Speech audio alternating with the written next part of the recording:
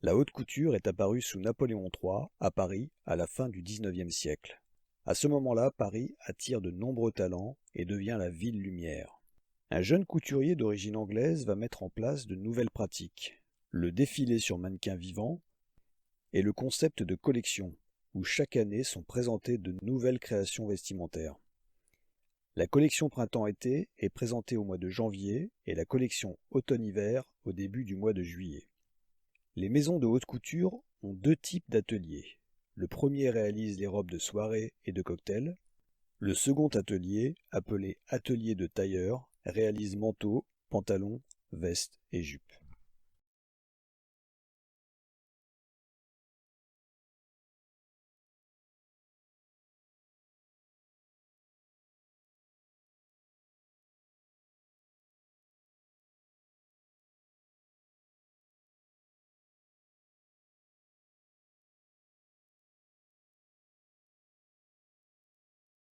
La haute couture est apparue sous Napoléon III à Paris à la fin du XIXe siècle.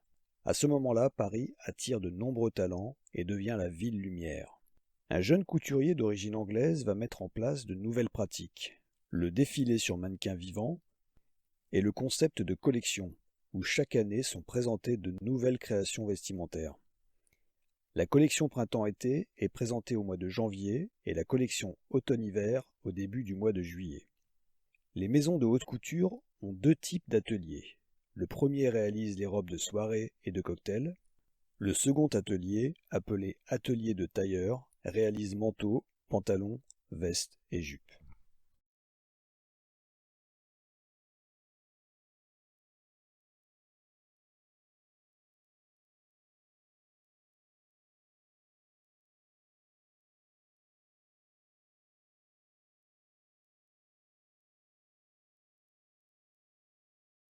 La mini-jupe devient très populaire dans les années 60 en France et dans le monde occidental.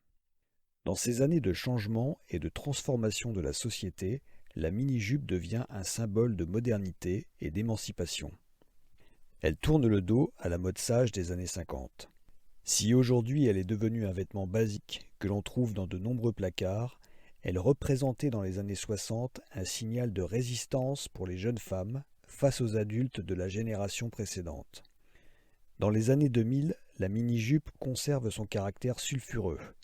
Revendiquée par les féministes comme symbole de la liberté féminine, elle était aussi menacée par la montée des intégrismes qui la considèrent comme un vêtement impudique.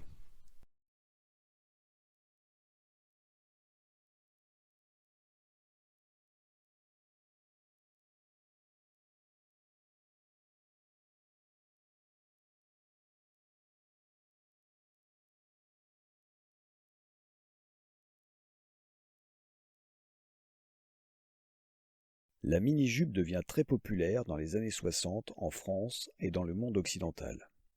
Dans ces années de changement et de transformation de la société, la mini-jupe devient un symbole de modernité et d'émancipation. Elle tourne le dos à la mode sage des années 50. Si aujourd'hui elle est devenue un vêtement basique que l'on trouve dans de nombreux placards, elle représentait dans les années 60 un signal de résistance pour les jeunes femmes face aux adultes de la génération précédente. Dans les années 2000, la mini-jupe conserve son caractère sulfureux.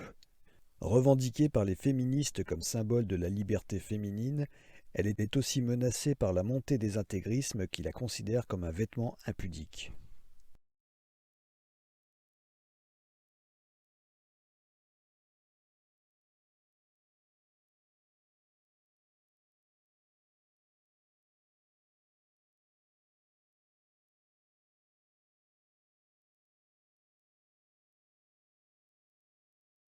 Gabrielle Chanel devient Coco Chanel au début du XXe siècle. Ce surnom lui a été donné par des officiers alors qu'elle se produit dans des spectacles de music-hall et chante une chanson dont le titre est « Qui a vu Coco dans le Trocadéro ?» Jeune femme à la personnalité affirmée, Coco Chanel invente un nouveau style vestimentaire. Ses créations sont avant-gardistes et décalées, parfois classiques et très sobres, parfois dans un style garçonne. Dans les années 50, elle cherche à inventer un nouveau style de vêtement très près du corps. Elle invente alors le tailleur, qui deviendra un vêtement incontournable portée par de nombreuses actrices de cette époque, Romy Schneider ou Jeanne Moreau. Chanel est également la première couturière à lancer ses propres parfums, dont le fameux numéro 5 créé pour elle en 1921 par le célèbre parfumeur Ernest Beau.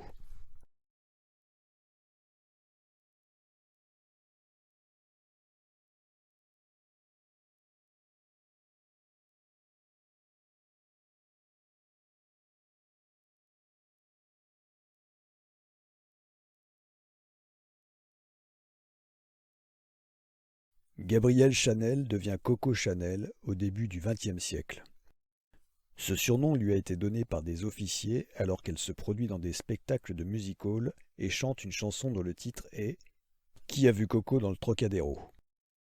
Jeune femme à la personnalité affirmée, Coco Chanel invente un nouveau style vestimentaire. Ses créations sont avant-gardistes et décalées, parfois classiques et très sobres, parfois dans un style garçonne. Dans les années 50, elle cherche à inventer un nouveau style de vêtement très près du corps.